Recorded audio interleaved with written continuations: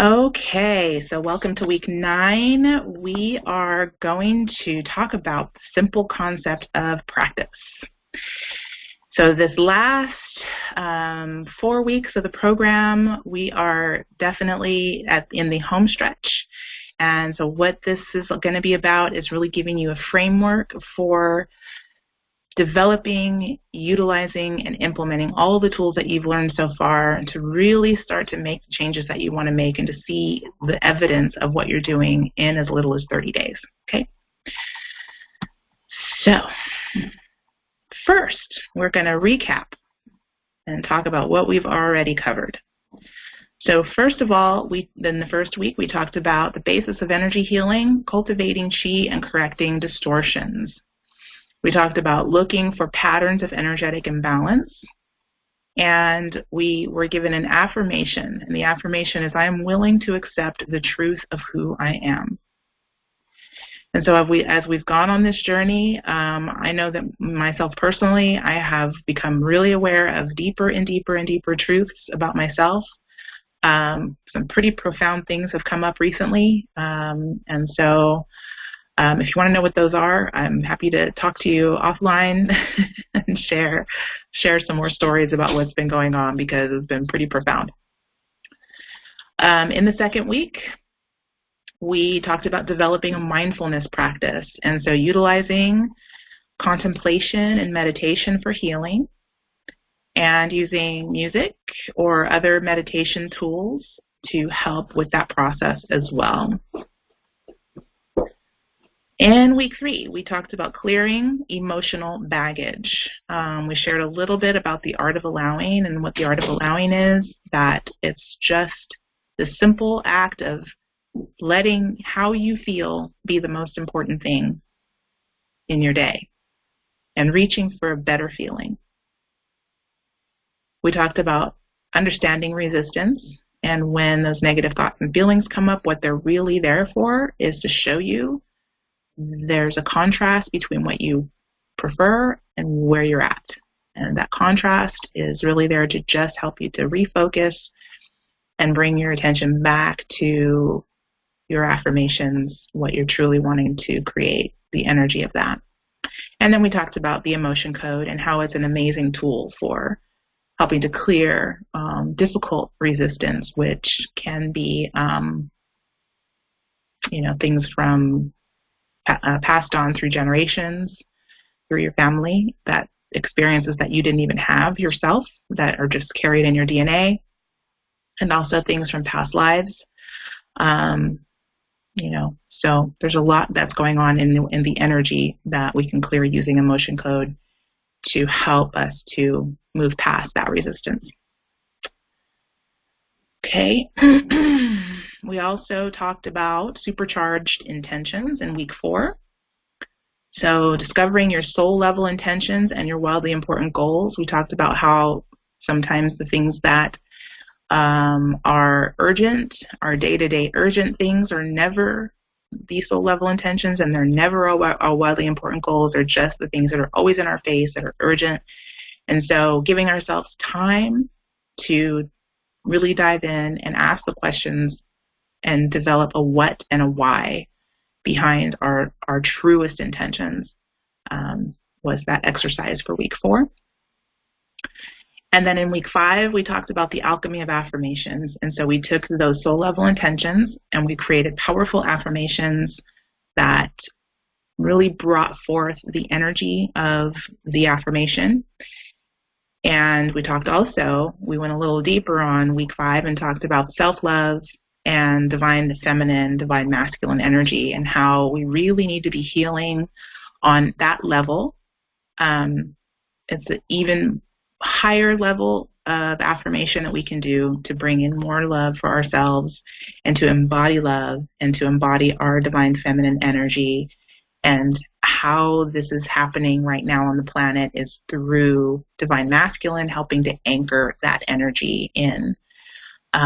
And so as we become aware that we're divine feminine, that we can be calling in divine masculine energy, and it can show up in all kinds of ways. It can show up as just kind people showing up, kind gentlemen showing up, It can show up as a sort of a practitioner of some kind, a massage therapist, or a doctor, or some type of professional. It can show up as a partner. So we don't have any expectation on how Divine Masculine shows up for us. We just have the ability to recognize that it's showing up to help us to fully embody and anchor our own Divine Feminine energy.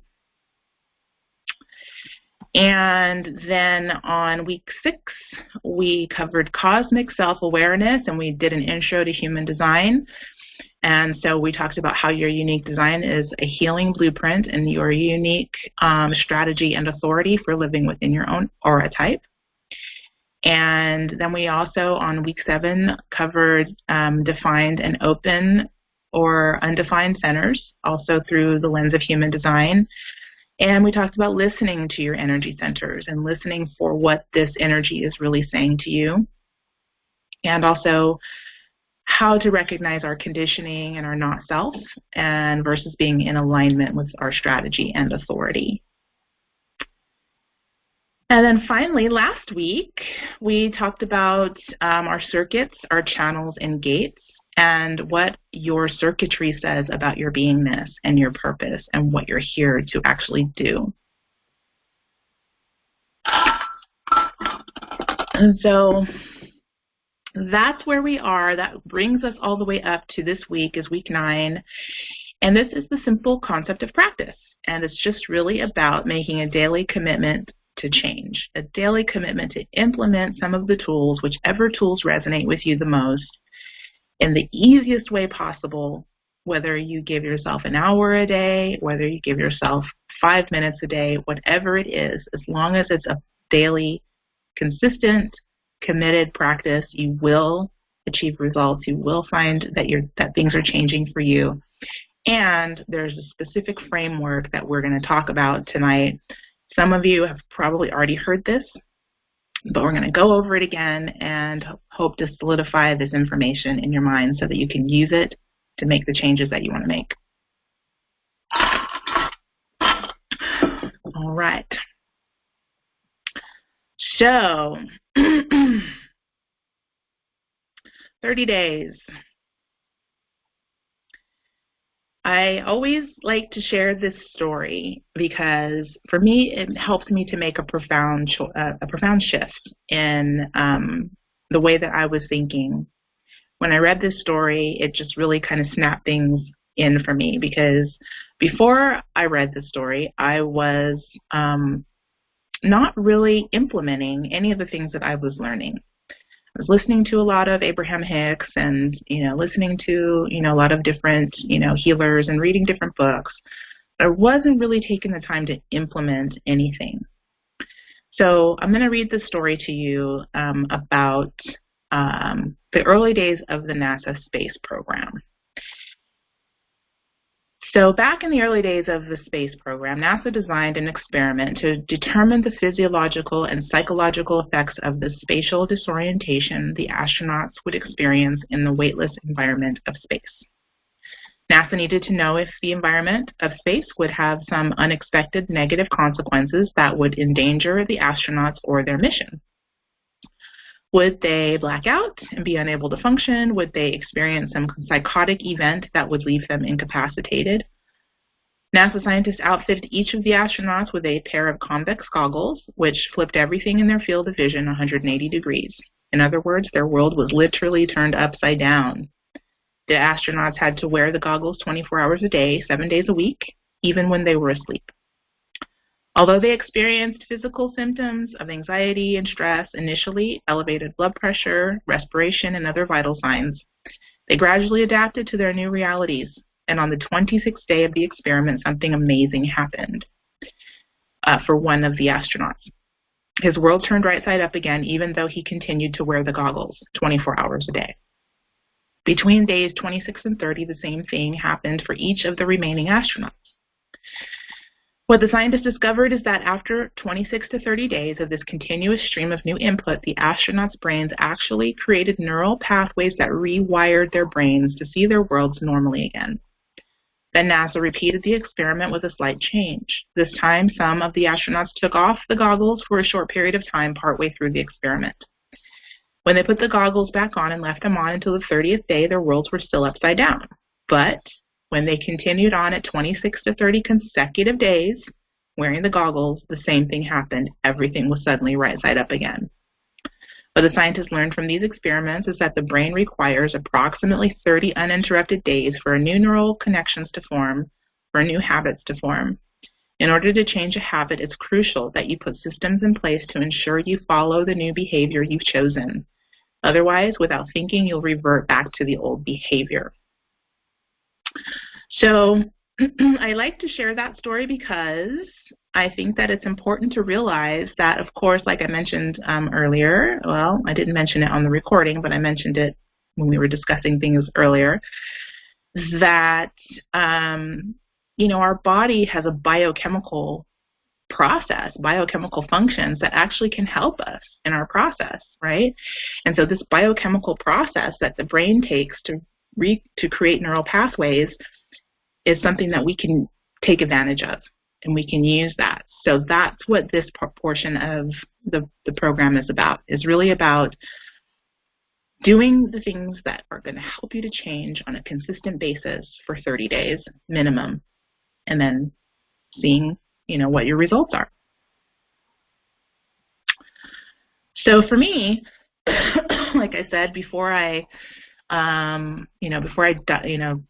that article and was doing the Abraham Hicks, listening to their videos and stuff like that, I wasn't really implementing anything. And then one day I just suddenly was like, I'm going to try this. I haven't been implementing anything. I'm looking around. I'm noticing, again, with my, my gate of correction, I'm noticing that everybody's talking about changes that they want to make, and no one's doing anything to actually consistently implement the things that they need to do to make the changes happen.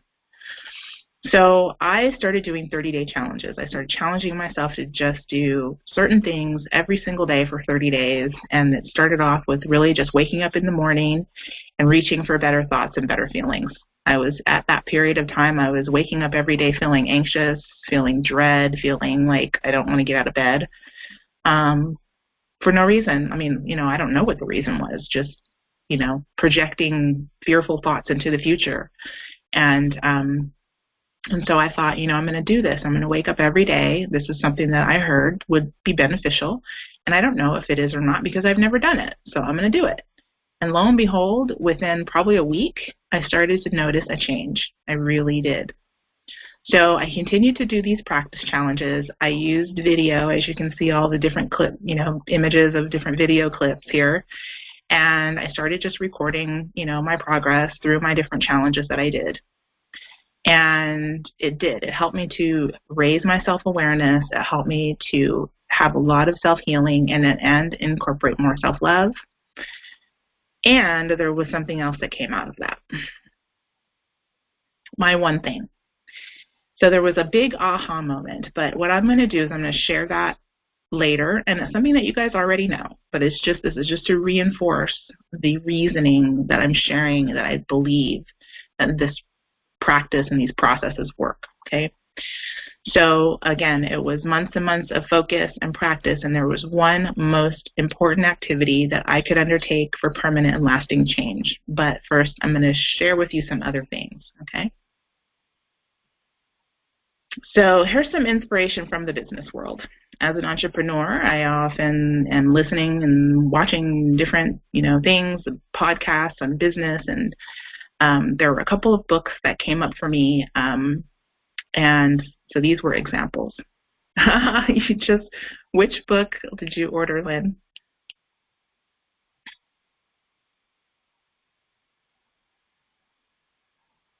Okay, well, good, because that's exactly what we're going to be doing. So you must have had some inkling. Good, you're tuned in. So the first book is called The One Thing. This book was given to me actually by my son. And he read the book and he's like, "Here, Mama, this is a good business book. You should check it out." So I'm like, okay. And it resonated with me. I didn't actually read the whole thing, but the parts of it that I read really, truly resonated with me. So the one thing is this concept of one thing that you can do such that by doing it, everything else will be easier or unnecessary. So in this book, it's like reaching for that top level thing to where everything else has a trickle down effect. It's kind of similar to our NEST, when we do our NEST protocols, right? We're looking at the scan results. The scan is showing us where the priorities are, and when we address those priorities first in the correct order, then things that are underneath that will actually work themselves out because we're addressing the top priorities first.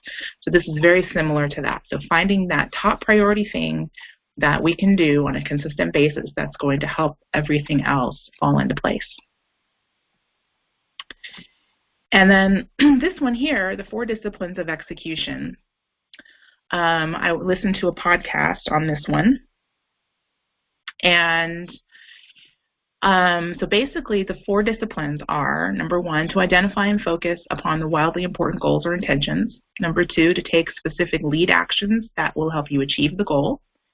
Number 3, to keep a compelling personal record of your progress. And number 4, to have accountability partners. And that's basically it. This is a system that is used in business very successfully.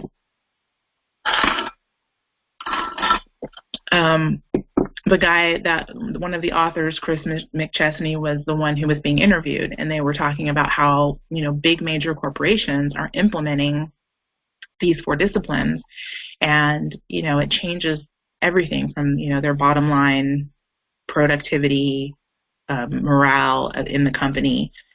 So for me, listening to that, I was like, well, that's actually what I'm coaching. That's actually my thought process.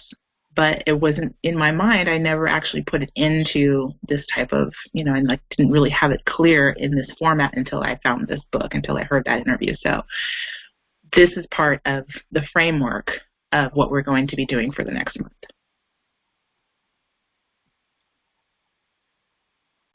And of course, energy healing is a big part of this too. So I've been inspired to explore whole life wellness from the standpoint of everything being energy. So when we think about, our lives, of course, we don't have to think about it in terms of it all being energy, but it is all energy, right? So if we can begin to bring that understanding in to what we're doing, then I think sometimes it can help to clarify things, and it can make the processes a lot easier because we're just simply dealing with frequencies, vibration, low energy, high energy frequencies. There's no right or wrong. There's no good or bad. There's distortions in the field sometimes. There's frequencies of energy that don't match or that don't mesh with preferred or healed or optimal frequencies of energy. So that's what we're dealing with, right? And so basically once I had, sort of really worked through these things in my mind, it led me to really just developing a practice, developing a monthly practice. And I actually got to the point where I was doing the 90 days, which is what we're doing now, the 13 weeks. So I really stopped reading everything out there. I stopped listening and watching and seeking and looking for more. And I just started implementing the tools that were being put in front of me and what Spirit was guiding me to every day, consistently. And that's how I developed a practice of bettering myself.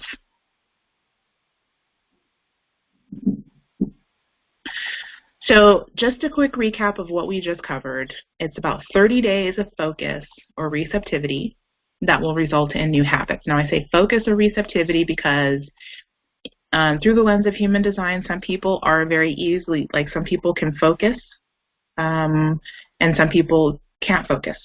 They're just receptive. They're just open to receive. So depending on, if you have a question about that, let me know. And I'll share with you where that is on your chart. Oh, my throat is getting so dry. It might be this candle. I'm going to go ahead and put this candle out. All right. So then the next thing is one top level thing to focus on that will result in many lower level goals being met. Then we have the 4 disciplines of execution that give you a foolproof system for getting the wildly important goals in your life accomplished.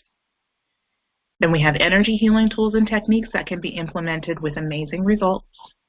And then we have developing a daily practice and committing to yourself.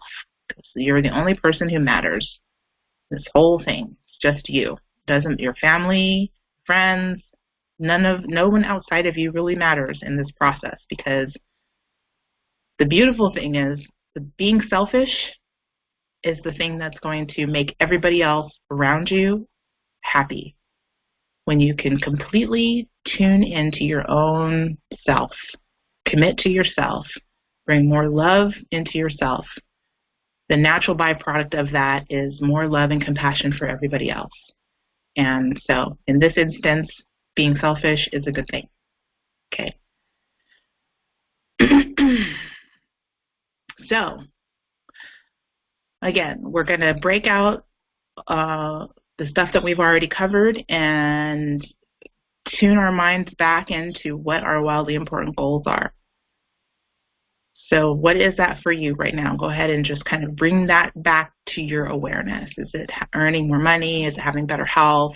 Experiencing better relationships? Losing weight? Finding your purpose? What is your wildly important goal, or what we were calling soul level intentions? What is your soul level intention? Okay. So I was thinking about my soul level intentions the last couple days. And really, it's really a lot more simple than I've allowed myself to make it, because a lot of times I find that I'm doing things because I can and not necessarily because I really, really, really want to. So for me, the soul level intention is really around living an authentic life that is filled with preferred experiences and allowing myself to choose happiness. And that's pretty much it in a nutshell. But that's huge, right? Because when I say to myself, I want to allow myself to choose happiness, well, then that means that I no longer can be willing to choose thoughts and feelings that don't bring me happiness. So if I'm thinking that, in a situation, someone's judging me, that makes me not feel happy. If I'm thinking I'm being abandoned or being rejected, that makes me not feel happy. Those things are not true, right? So it's about really having that self-awareness and going, well, if my goal is to be happy, then I have to begin to develop an awareness of the truth. And so, anyway, that's where I'm at. So then what are the lead actions, the tools that would make it possible for you to achieve this? And again, we talked about identifying the soul level intention and creating affirmations. But there could be other tools that you want to start with. You could start with something else. You could start with just doing energy healing. You could start with your Qigong practice, for example, doing that every single day. You could practice meditating. You could practice just doing emotion code every day. It could be just, one of these things. You don't have to do them all. You could simply create your own process of replacing bad habits with better ones, because you can't just stop a bad habit. You have to replace it with something else. Or you could go on a journey of discovering the root causes of whatever it is that you're wanting to change.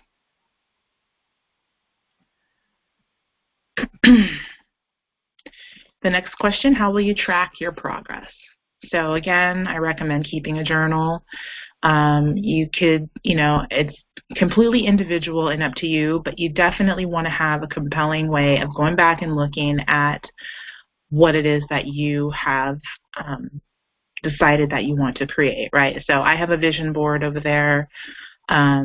when I do my meditation, my Qigong practice, I stand in front of it and I just look at it, I gaze at it, I read it. I'm using it as a tool, and there are aspects of things that I just made this vision board in January, and there are things that I'm already seeing, that are coming to pass that I put on that board. So again, compelling tracking practice, a tracking system for yourself that helps you to see, okay, I'm making these changes. These things are happening in my life. And then accountability. And so who is your support system for all this? Now, this is some pretty high-level stuff that we're talking about here. So I don't know about you guys, but I don't really have a lot of people that I can go to when I have questions and concerns about my spiritual practice, about my healing journey. So there's a handful of people, not even a handful, there's maybe actually two who really kind of get what I'm doing that I can go to. So I'm definitely that for you, and I will continue to be that for you as long as you need me to be that. However, it is highly recommended that you develop a system, a support system around you. So it could be in a group, in the Facebook group, or it could be just people that are close to you. And of course, like I said, me, I'm always here for you for that. And so figuring out your one thing, whatever that is, whatever that activity is, that lead action, the key is commitment to a daily practice of it for at least 30 days. Are you ready to do that? Yes, I hope so. I hope everybody's ready for that. So again, going back to my one thing, my big aha was affirmations. And here's why affirmations are my one thing. And I'm not going to lie and say that it's easy for me to remember to do my affirmations every day. So again, putting systems in place that help you to remember to do this stuff every day is really critical. But affirmations are my one thing because it's an alchemy of words.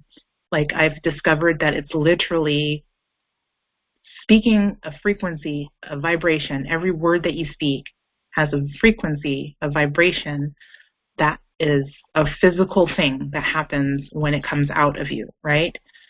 This frequency of vibration that's created by speaking aloud, the specific affirmative statements that resonate with my soul level intentions, changes my energy and what I'm able to attract, right? So per the law of attraction, we attract what we are. And so that's why for me an affirmation is, it has to be specific. It has to be my affirmation. I can't just go out and Google Louise Hay affirmations and use one of hers. It has to be something that I have come to within myself. And that was the practice that we did in whatever it was, week 2 or 3. Creating those affirmations for yourself that will help that process, that will actually create those frequencies of energy within you that mean something to you, that help you to shift and help you to change your frequency and help you to change your vibration and attract the things that you're wanting to attract, to respond to. Okay. So this is the practice manifesto. I believe I gave you guys the practice manifesto at the beginning. Pretty sure I gave it to you. I don't know, maybe I didn't, but this is it. So the practice manifesto reads like this. And so it's I, state your name, so I, Crystal, commit to myself to practice the one thing that will make it possible for me to experience more happiness. I commit to myself to practice for a minimum of 30 consecutive days. I affirm that as I practice this one thing, I discover great, life-changing things about myself, and I create preferred experiences for myself. So be it, and so it is. So that is it for today. I'm going to open it up for question and answer. I'm going to go ahead and end the recording. So for those of you who are watching by the recording, thank you for being here. If you have any questions, please feel free to post your questions in the group or message me privately, and we can address any questions that you have.